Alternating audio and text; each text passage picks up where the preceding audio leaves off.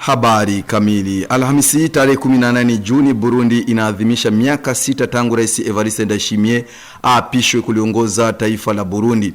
Kwa kuadhimisha miaka hiyo misita, chumba cha habari cha redio ya taifa kimeandaa uhariri maalum kuhusiana na maadhimisho hayo, na ambapo tutarejea katika baadhi ya mafanikio yaliyopatikana chini ya uongozi wake katika kipindi hicho katika sekta mbalimbali za uhai wa taifa la Burundi, na unasomwa hapa studioni na Aisha Irakoze.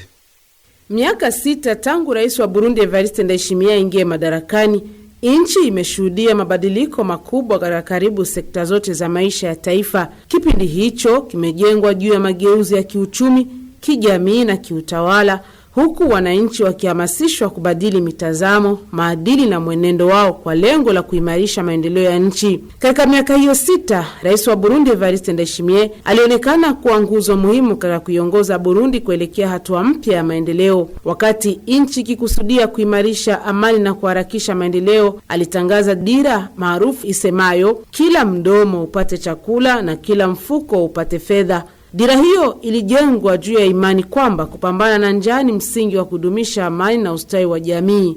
Katika kutekeleza azma hiyo, sekta ya kilimo na mifugo ilipewa kipaumbele maalumu. Serikali iliendeleza mfumo wa vyama vya ushirika, kuhimiza matumizi ya teknolojia za kisasa katika uzalishaji, kukuza mazao ya biashara yanayoingiza nchi fedha za kigeni pamoja na mazao ya chakula. Wakulima na wafugaji waliwawezesha kupata mbolea za kisasa, mbegu bora, mifugo yenye kizazi bora na dawa za mifugo kwa gharama nafuu. Hatua hizo zililenga kuimarisha usalama wa chakula na kuongeza mapato ya wananchi pamoja na ya serikali.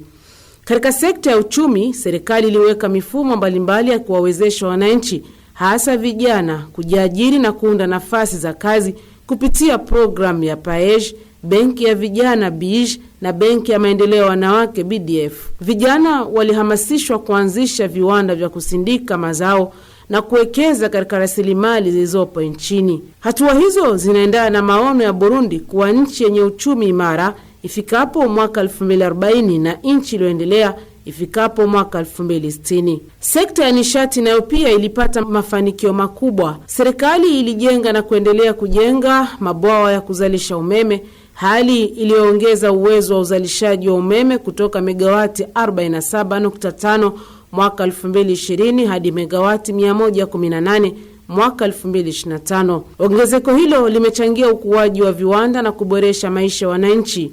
Aidha, mpango wa kusambaza umeme kwa wananchi wote kabla ya mwaka 2030 unaendelea kutekelezwa, huku huduma hiyo ikienea katika miji na maeneo mbalimbali ya nchi. Katika sekta ya madini, serikali imeimarisha sera za kuongeza thamani ya madini na mawe ya thamani yanayozalishwa nchini Burundi. Hatua hiyo imechangia kuongezeka kwa ajira na mapato ya serikali, huku ikifufua sekta ambayo kwa muda mrefu ilikuwa haijatumika kikamilifu. Kwa upande wa utawala na siasa, serikali imeimarisha utamaduni wa kupanga kazi kwa kuzingatia malengo, kufuatilia utendaji wa viongozi na kutathmini utekelezwaji wa miradi ya umma. Mageuzi ya kiutawala yalihusisha mipaka ya majimbo, wilaya, maeneo na vijiji yamechangia kusogeza huduma karibu zaidi na wananchi. Katika sekta ya sheria, juhudi zilifanyika kuimarisha uwajibikaji wa watendaji wa mahakama na kupambana na rushwa. Mfumo wa wapatanishi wa vijiji uliendelea kusaidia kupunguza migogoro kati ya wananchi.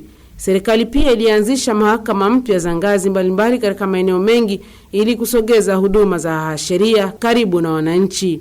Miaka hiyo 6 pia imejulikana kwa juhudi za Rais Ndayishimiye katika kuimarisha diplomasia ya Burundi. Ushirikiano na mataifa mengine umeimarika na Burundi imeendelea kupata nafasi muhimu katika mashirika ya kikanda na kimataifa, jambo liloongeza ushawishi wa wananchi katika meza ya kimataifa. Katika sekta ya afya, serikali iliendelea na sera ya kutoa huduma za matibabu bure kwa wanawake wajawazito na watoto walio chini ya umri wa miaka 5. Hospitali mpya za wilaya zilijengwa na zile zilizokuwepo kuimarishwa kwa vifaa na huduma mbalimbali za kisasa. Katika sekta ya elimu, wanafunzi wa shule za msingi waliendelea kunufaika na elimu bila malipo. Serikali pia ilijenga shule nyingi mpya pamoja na vituo vya mafunzo ya ufundi, ikiwemo shule ya kisasa ya ufundi iliyojengwa huko Rusi ni katika wilaya ya Karuzi kwa lengo la kuwapa vijana ujuzi unaowawezesha kujiajiri.